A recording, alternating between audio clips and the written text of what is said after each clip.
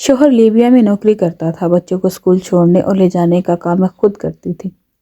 ایک روز بچوں کو اسکول چھوڑنے گئی تو ایک پٹھان نے اپنی گاڑی میری گاڑی کے پیچھے لگا دی۔ میں نے 2-4 جلی کٹی سنائی اور چل دی، مگر اگلے روز پھر سے پٹھان نے میرے ایک گاڑی کا پیچھا کرنے لگا۔ میں نے گاڑی روک کر پٹھان سے وجہ پوچھی تو کہنے لگا اپنا نمبر دو۔ میں نے جان چھڑانے کے لیے اپنا ایک پرانا نمبر اس کو دے دیا اور خود وہاں سے بھاگ کر گھر گئی، مگر رات ہوئی تو میرے ہوش اڑ گئے جب آدھی رات کو پٹھان میرے گھر۔ رات کے 12:30 بجے تھے جب ایک بار پھر دروازے پر دستک ہوئی۔ اسی پل بجلی بھی جا چکی تھی۔ پورا گھر گھپ اندھیرے میں ڈوب چکا تھا۔ بچے تو پہلے ہی گہری نیند میں سو چکے تھے، مگر اسی پل بادل گرجے اور تیز موسلادھار بارش شروع ہو گئی۔ آج صبح سے ہی موسم خراب تھا اور ہلکی ہلکی بارش ہو رہی تھی، مگر اب اچانک سے بارش کا تیز ہونا اور بجلی کا چلے جانا مجھے جیسی مضبوط اعصاب کی عورت کا بھی دل دہلا چکے تھے۔ اس قدر شدید بجلی تو آج سے پہلے کبھی نہیں گری تھی۔ میرے شوہر نے جب میری کپکپاتی ہوئی آواز سنی تو کہنے لگے، کیا ہوا نورین؟ تم اس قدر ڈری ہوئی کیوں لگ رہی ہو؟ خیریت تو ہے؟ میں نے فوراً اپنے چہرے پر آیا پسینہ صاف کیا اور کہنے لگی کہ کچھ نہیں، یہاں کا موسم ہی ایسا ہے، اور پھر دروازے پر ہونے والی دستک نے ویسے ہی مجھے پریشان کر دیا ہے۔ شوہر کو بتایا تو وہ اچھنبے سے کہنے لگا، آخر اس وقت دروازے پر کون ہو سکتا ہے، وہ بھی آدھی رات کو؟ میں نے فون کان سے ہٹا کر دوسرے کان سے لگایا اور بولی کہ پتہ نہیں کون ہے جو اتنی زور سے دستک دے رہا ہے۔ بجلی جا چکی تھی اور وہ دستک مزید تیز ہو چکی تھی۔ میں نے فوراً ایک ہاتھ میں ٹارچ اٹھائی اور شوہر کا فون کان سے لگائے دروازہ کھولنے کے لیے جانے لگی۔ البتہ شوہر نے منع کر دیا کہ دروازہ مت کھولنا، بس دیکھو کہ آخر باہر ہے کون، خدا نخواستہ اگر کوئی چور وور ہوا تو تم فوراً پولیس کو کال کرو۔ میں نے شوہر کی بات پر عمل کرتے ہوئے دھیرے دھیرے قدم دروازے کی جانب بڑھانا شروع کر دی۔ ابھی میں گیٹ کے پاس پہنچ کر چھوٹے سے سوراخ سے باہر دیکھنے لگی تھی کہ تبھی مجھے اپنے پیچھے سے کئی آوازیں آئیں۔ ایک تو بادل کا گرجنا اور بجلی کا چمکنا، دوسرا گھر کی دیواروں سے تیز بھاری قدم، زمین پر پٹکنے کی آوازوں نے تو میرے رونگٹے کھڑے کر دیے تھے۔ میں بوکھلا کر پیچھے مڑ کر دیکھا بھی نہیں پائی تھی کیونکہ خوف کی شدت اس قدر حاوی ہوئی تھی کہ مجھے ڈر تھا کہ اگر میں نے پیچھے پلٹ کر دیکھا تو شاید میری جان ہی چلی جائے گی۔ وہی شور فون پر ہیلو ہیلو کہہ کر بار بار مجھے مخاطب کر رہا تھا، مگر مجھ میں تو اتنی ہمت ہی نہ رہی تھی کہ میں بول کر اسے بتاتی کہ آخر یہاں کیا ہوا ہے۔ میں نے دروازے کے ساتھ خود کو ٹکایا اور جو ہی ہلکی سی گردن موڑ کر پیچھے دیکھا تو میرا وجود کانپ کر رہ گیا، کیونکہ گھر میں تو 5 لوگ پھیلی دیواروں سے کودے تھے۔ میں چونک کے دروازے کے پاس کھڑی تھی اور ٹارچ بھی بند ہو چکی تھی، اس لیے وہ مجھے نہیں دیکھ پائے تھے۔ وہ 5 ہٹے کٹے مرد آخر میرے گھر میں کیا کرنے آئے تھے؟ ان کا چہرہ بالکل واضح تھا، انہوں نے تو اپنا چہرہ بھی نہیں چھپا رکھا تھا۔ میرے ذہن میں بساختہ پٹھان آیا۔ کہیں اس پٹھان نے تو میرے ساتھ اتنا سوچنا تھا کہ میرا دل تیزی سے دھڑکنے لگا۔ اسی پل دروازے پر ایک بار پھر شدید دستک ہوئی۔ دروازے پر دستک ہونا تھی کہ وہ مشکوک لوگ بھی چوکنے ہو گئے اور دروازے کی جانب دیکھنے لگے۔ ان کی نظر دوسرے دروازے کی جانب بڑھنا تھی کہ تبھی آسمان پر بجلی کی چمک اور بجلی چمکنے کی روشنی میں ان چوروں نے مجھے دیکھ لیا۔ میری حالت ہی کچھ ایسی تھی، بارش کی وجہ سے بال بھیگ چکے تھے اور کپڑے بھی گیلے تھے۔ میں نے تو دوپٹہ لینا بھی مناسب نہ سمجھا تھا، اپنے ہی دھیان میں باہر چلی آئی تھی، اور اب ان لوگوں کو دیکھ کر مجھے شرم محسوس ہونے لگی تھی۔ وہ مرد مجھے مشکوک نظر سے دیکھتے ہوئے میری جانب بڑھنے لگے۔ ان کے چہرے پر ایک مسکراہٹ پھیلی ہوئی تھی، یوں لگتا تھا جیسے میرے لیے یہاں آئے ہیں۔ میں چیختے ہوئے فوراً دوسری جانب بھاگنے لگی، مگر تب بھی دروازے کے باہر سے جو آوازیں وہ سن کر میرے قدم وہیں رک گئے۔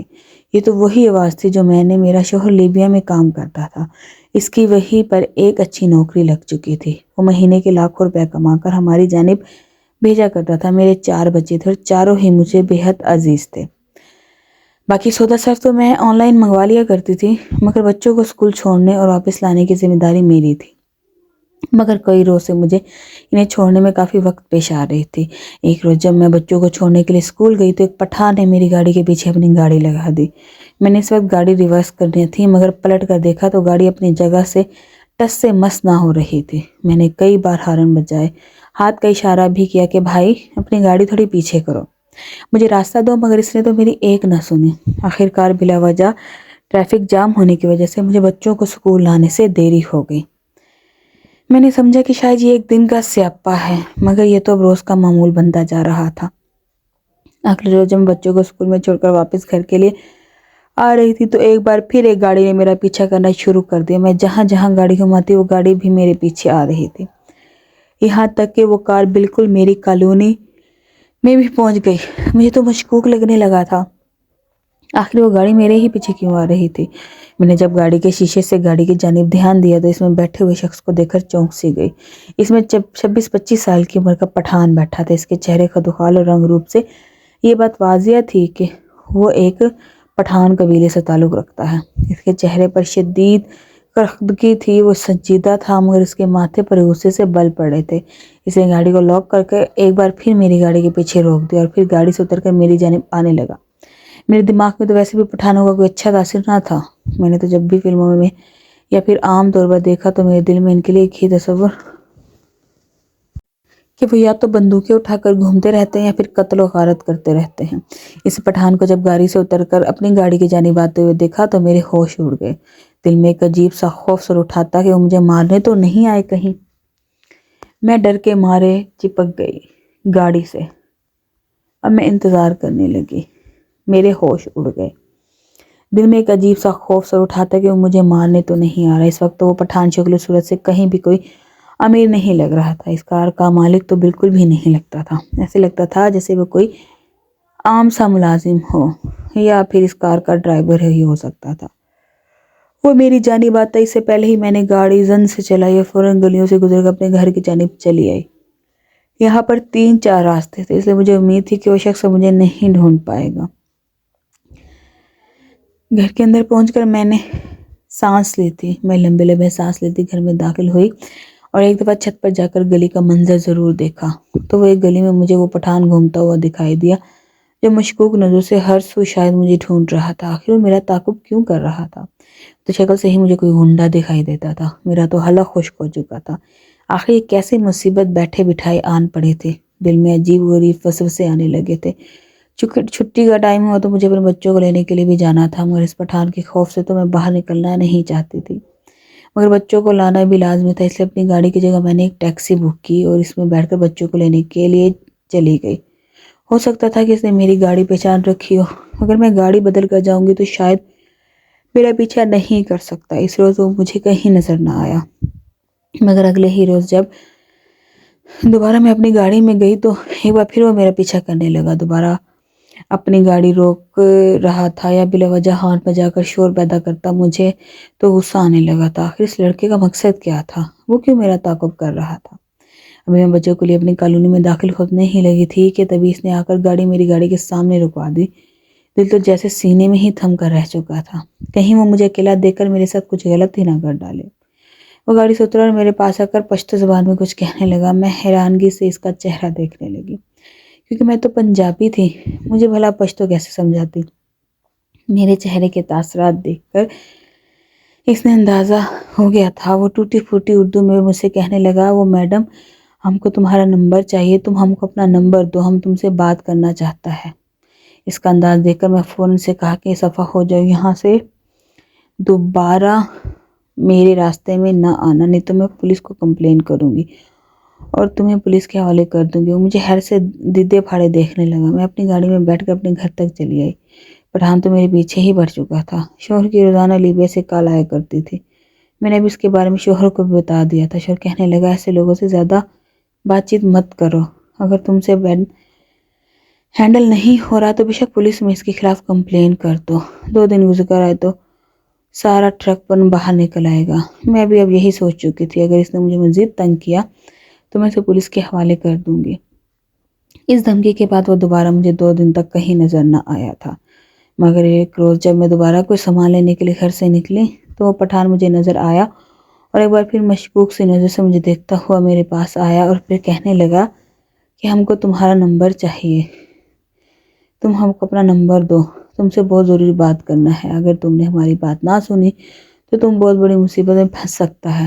میں نے ایک اچار سی نظر اس کے اوپر ڈالی، خود تو وہ سوکھا ہوا تھا، آخر میری کیا مدد کرتا تھا، مگر خیر اسے دیکھ کر مجھے یہ تو اندازہ ہو چکا تھا کہ کم از کم وہ کوئی نقصان نہیں پہنچانے والا، مگر شاید کوئی دل پھینک عاشق تھا جو مجھ پر دل ہار بیٹھا تھا اور ویسی باتیں کر رہا تھا۔ میں نے اسے کہا کہ دیکھو بھائی، میں کوئی کنواری 18 سال کی دوشیزہ نہیں ہوں، مگر کہ 35 سال کی عورت ہوں اور میرے 4 بچے ہیں۔ میرا شوہر لیبیا میں رہتا ہے، مگر وہاں رہنے کے باوجود اس کے پاکستان میں اثر و رسوخ موجود ہے۔ اگر میں نے اسے بھی ابھی کال کی تو وہ تمہیں چٹکیوں میں اندر کروا سکتا ہے، اس لیے بہتر ہے کہ میرا پیچھا چھوڑ دو۔ اتنا سن کر وہ طنز انداز میں جمائی لینے لگا اور بولا، تم پٹھان کو دھمکی دیتی ہے؟ شاید تم جانتا نہیں کہ ہم کون ہیں۔ اگر جانتا ہوتا تو ہم کو ایسی دھمکی ہرگز نہ دیتا۔ اب چپ چاپ اپنا نمبر ہمارے حوالے کر، ورنہ تیرے ساتھ بالکل بھی اچھا نہیں ہوگا۔ تم بعد میں خود ہی پچھتائی پھرے گا۔ اس بار تو مجھے پٹھان کی کوئی بات سمجھ نہ آئی، مگر آخر کو ایک نمبر ہے تو تھا، اگر کچھ غلط کہتا تو فوراً سے بلاک کر دیتی، اس کی جگہ نئی سم لے لیتی۔ میں نے فوراً نمبر لکھ کر اس کے پاس پھینک کر واپس گھر آ گئی۔ پٹھان کو نمبر دے چکی تھی، مگر نمبر دینے کے کئی روز بعد بھی نہ وہ پٹھان مجھے دوبارہ نظر آیا اور نہ اس نے میرے نمبر پر کال کی تھی۔ نہ جانے وہ میرے نمبر کا کیا کرنا چاہتا تھا، کہیں وہ میرے نمبر کا کوئی غلط استعمال تو نہیں کرنا چاہتا تھا۔ دماغ میں کئی وسوسے اور خیالات آ رہے تھے۔ اگلے کئی روز تک شدید بارشوں کا سلسلہ جاری تھا۔ میرے بچے بارش میں کھیل کود کر میرا موبائل بھی باہر لے گئے اور اس کے اسپیکر میں پانی چلا گیا۔ موبائل پر میری آواز تو مقابل کو سنائی دے جاتی، مگر مجھے وہ بات کٹ کر سنائی دیا کرتی۔ ابھی شام کا وقت ہی تھا کہ مجھے ایک رانگ نمبر سے کال آئی۔ پہلے تو میں نے کاٹ دی، مگر پٹھان کا سر کا جب کال ان کی آگے تو پٹھان ہی تھا۔ وہ کہنے لگا، خاتون میری بات غور سے سنو۔ میں تو صرف اتنا سی سن پائی تھی کیونکہ اس کے بعد تو آواز آنا ہی بند ہو چکی تھی۔ آواز اس قدر کٹ رہی تھی کہ مجھے الفاظ سمجھ نہیں آ رہے تھے۔ تبھی میرا موبائل بند ہو گیا۔ نہ جانے وہ پٹھان مجھ سے کیا بات کرنا چاہتا تھا، پر اب تو میرا موبائل ہی بند ہو چکا تھا۔ میں نے اپنے پاس رکھا دوسرا موبائل آن کر لیا اور اس پر شوہر کو آج کی ہونے والی روایات بتانے لگی۔ موسم کافی خراب تھا، بچے تو بارش میں کھیل کر بخار کے اوپر بیٹھے تھے۔ میں نے سب کو دوا دی اور سلا دیا، مگر تبھی تیز موسلادھار بارش شروع ہو گئی۔ تبھی دروازے پر دستک ہونے لگی۔ میں نے گہری نیند میں سو رہی تھی، میرے شوہر کی کال آئی تو فوراً اٹھا لی۔ میں نے دستک پر دھیان نہ دیا۔ ابھی شوہر کے ساتھ بات کرتے ہوئے کچھ ہی دیر تھی کہ ایک بار پھر دستک شروع ہو گئی۔ دستک کے ساتھ ہی بارش اور بجلی بھی چمکنا شروع ہو چکی تھی۔ میں نے فوراً دروازے کی جانب دیکھا، مگر کھولنے کی ہمت نہ ہوئی۔ نہ جانے کون تھا جو اس وقت دروازہ کھٹکھٹا رہا تھا۔ شوہر کو بتایا تو کہنے لگا، جا کر دروازے کے سوراخ سے دیکھو باہر کون ہے، مگر دروازہ ہرگز نہ کھولنا۔ میں بھی دروازے کے پاس پہنچی ہی تھی کہ مجھے بھاری بھرکم قدم گھر کی دیوار سے اندر ہوتے ہوئے دکھائی دی۔ جو فوراً پلٹ کر دیکھا تو 5 ہٹے کٹے مرد اندر کود رہے تھے۔ ان کا چہرہ بھی واضح تھا، انہوں نے چہرہ چھپا ہی رکھا تھا۔ میرے وجود میں سنسنی سی دوڑ گئی۔ یہ پٹھان نے تو میرے ساتھ یہ سب سازش تو نہ کی تھی؟ اس گھر میں تو میں رہتی بھی اکیلی تھی اور میرے معصوم بچے۔ مگر تب بھی دروازے پر دستک ایک دفعہ پھر گونجی۔ دستک ہونا تھی کہ وہ مونچھوں والے مرد جو پچھلی دیوار سے کود کر اندر آ رہے تھے گیٹ کی جانب دیکھنے لگے۔ تبھی بجلی چمکی اور میرا وجود ان کے سامنے واضح ہو گیا۔ میرے تو پہرے کے نیچے سے زمین نکل گئی کہ وہ پانچوں میری جانب بڑھنے لگے تھے۔ تبھی دروازے سے آواز گونجی کہ میڈم جلدی دروازہ کھولو، ہم تم کو ان سے بچا لے گا۔ میں نے ہڑبڑا کر فوراً دروازہ کھولا اور سامنے وہی پٹھان کھڑا تھا۔ وہ بھاگ کر اندر داخل ہوا۔ اس کے ساتھ 2-3 اور بھی لوگ تھے۔ وہ حیرانی سے اس پٹھان کو دیکھنے لگے تھے جو ہاتھ میں ڈنڈے اوزار لیے انہیں مار رہے تھے۔ کچھ دیر بعد پولیس بھی آ گئی، ان چوروں کو پکڑ لیا۔ میں تو روتی بچوں کے سینے سے لگا اس سارے منظر کو سمجھنے کی کوشش کرنے لگی۔ سب کچھ ہوا ہی اس قدر تیزی سے تھا۔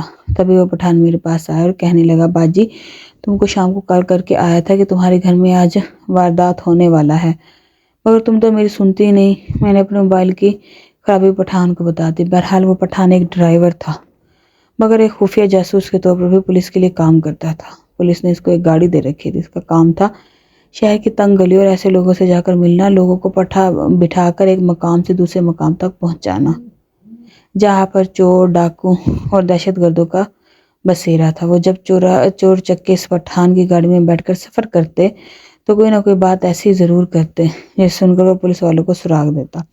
دراصل ان چوروں نے مجھے میرے بچوں سمیت اسکول سے لاتے ہوئے دیکھ لیا تھا۔ ہم لوگ پوری کالونی میں سب سے خوشحال تھے۔ انہوں نے جب میرے گھر کو دیکھا تو فوراً فیصلہ کیا کہ میرے گھر میں ڈاکہ ڈالیں گے۔ ان کے بیچ ہوئی یہ باتیں بھی پٹھان سن چکا تھا۔ تبھی بار بار مجھے اکیلے میں مل کر سب کچھ بتلانا چاہتا تھا، مگر میں تو اسے غلط سمجھ رہی تھی۔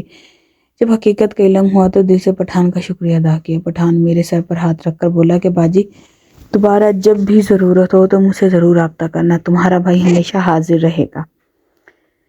میں تو حیران تھی کہ انسانیت ابھی بھی زندہ ہے۔ اس پٹھان کا میرے ساتھ کوئی رشتہ نہیں تھا، مگر اس کے باوجود اس نے میری اس قدر مدد کی تھی۔ میں دل سے اس کی مشکور تھی اور اس کو ڈھیروں دعائیں دینے لگی۔